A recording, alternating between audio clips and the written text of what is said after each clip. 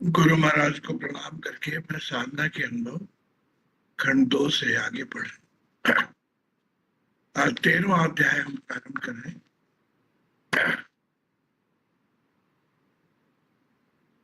आवेश या जज्ब। आवेश उस मस्ती या अवधूत गति का नाम है कि जिसमें साधक एकदम उस ओर खींचकर अपने होश हवास को खो बैठता है। उसे सिवाय अपने लक्ष्य के दूसरी वस्तु का ज्ञान ही नहीं रहता। इसी को सूफियों की भाषा में जज्ब कहते हैं। जज्ब के अर्थ है खींचने के, और मज्जूब खिंचे हुए मनुष्य को कहते हैं। यह अवस्था किसी पर चंद मिनट ही रहकर उतर जाती है और किसी पर महीनों या वर्षों ठहरती, उसके बाद ठीक हो जाते, और कोई कोई जीवन पर्यंत इसी में पड़े रहते। साधारण मनुष्यों और दुनियादारों की समझ में फकीरों की ये दशा बहुत ही उत्तम समझी जाती है। ऐसे मस्त अवधूत को वह बहुत ऊंचा ख्याल करते हैं, परंतु संत और उच्च कोटि के महात्मा इससे अच्छा नहीं मानते, क्योंकि इस अवस्था वाले की मोक्ष नहीं होती। वह आगे की चढ़ाई नहीं कर सकता। रूहानी जिस मुकाम पर उसे जज्ब पैदा हुआ, वहां से आगे नहीं बढ़ सकता। बुद्धि और मस्तिष्क के न रहने से वह ज्ञान उपार्जन नहीं कर सकता।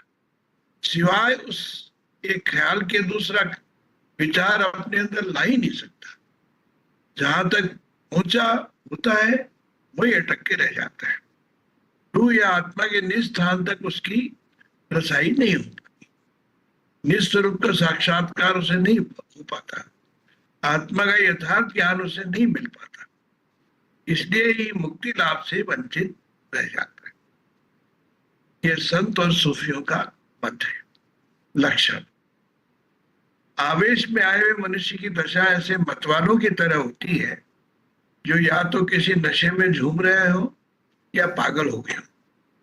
वह कभी हंसता है, कभी रोता है, कभी बड़बड़ाता है, चिल्लाता, और कभी चुप रहता है। जहां खड़ा है वहां खड़ा है, जहां बैठा है वहां बैठा है, जिधर देखता है देखता ही रहता है। शरीर की सुध नहीं, बाहरी ज्ञान नहीं, अंतर की चेतनता नहीं, इत्यादि। ये दशा अवधूत गति या जज्ब कहलाती। किसी में ये कम होती है, किसी में अधिक।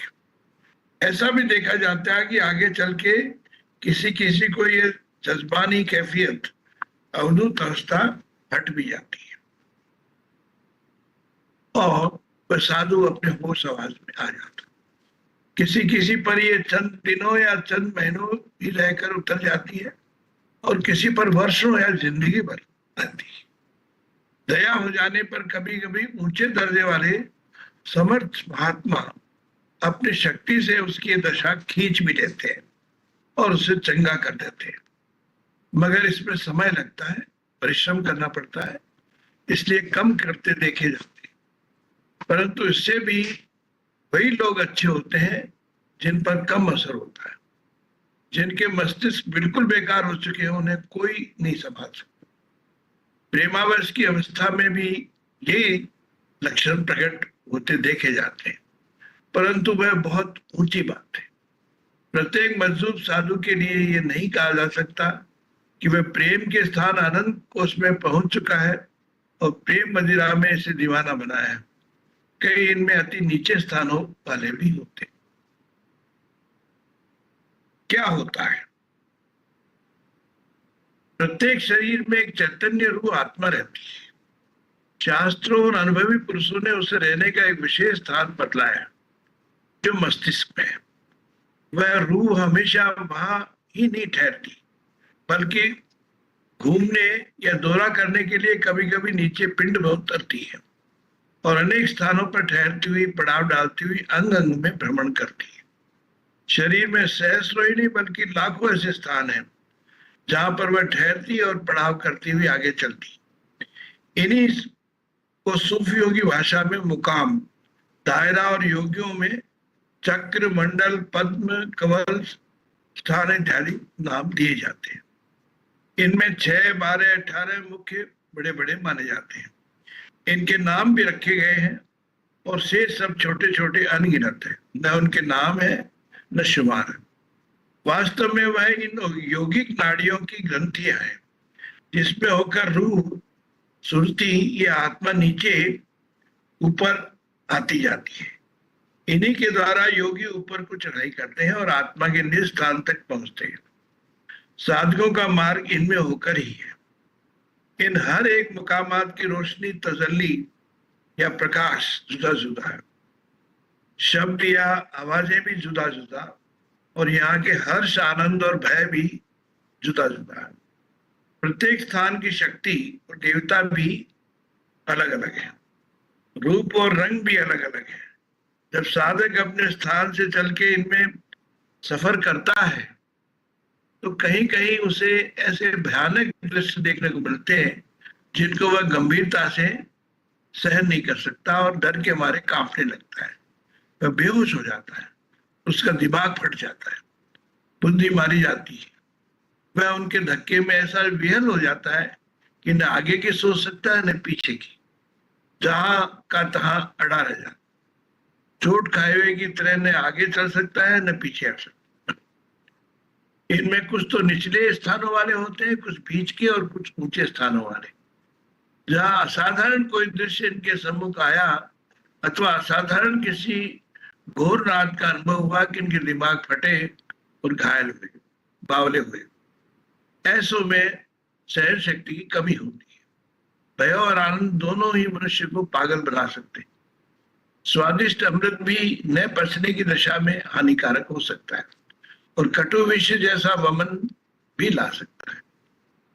उतना खाओ कि जितना आसानी से पचा सको, उतना पियो कि पेट में अफरा न आवे, और अपना परिश्रम करो जिससे थकान न आवे।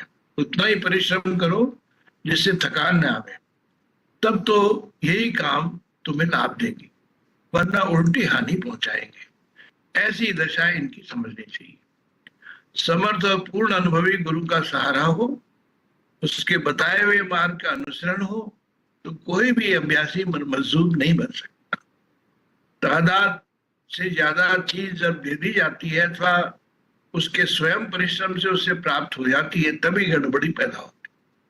शिष्य जितना भी चिल्लाए, कितनी शिकायत करे, परंतु मात्रा से अधिक अच्छे गुरु उस वक्त नहीं पहुंचने देते। शिष्य अपनी कमाई से ही चाहे वस्तु प्राप्त करे तो भी अंतर्दृष्टि वाले गुरु उस पर नहीं रहने देते। जो आवेश आता है, और महाराज ने उसके बारे में बताया कि हम साधकों के लिए तो इतना ही इसमें है कि हमें ध्यान उतना ही करना चाहिए जितना हम सहन कर सके।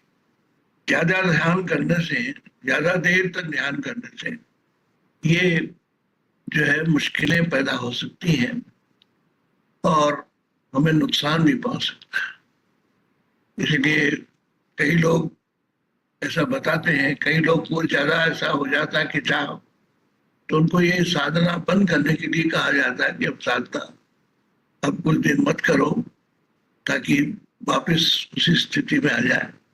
वही है, समता में रहने की आवश्यकता है, न अधिक न कम, बस कर लिया इतना आपका है, 15 मिनट, 20 मिनट, चाहे 5 मिनट ही, जितना आपको आप सहन कर सकते हैं उतना ही करें ध्यान। गुरु महाराज का यही कहना है। बस उनके आदेश के अनुसार अपनी स्थिति उनको बताते रहे, वो स्वयं भी जानते हैं। तो ऐसी अवस्था सब साधकों में कभी कभी आती है कि वो एकदम से ऊपर खिल जाते हैं। तो उनके लिए गुरु महाराज ने कहा कि ज्यादा देर तक या ज्यादा हम इसको नहीं करें, जितना हमारा मस्तिष्क सहन कर सकता है उससे ज्यादा नहीं करें।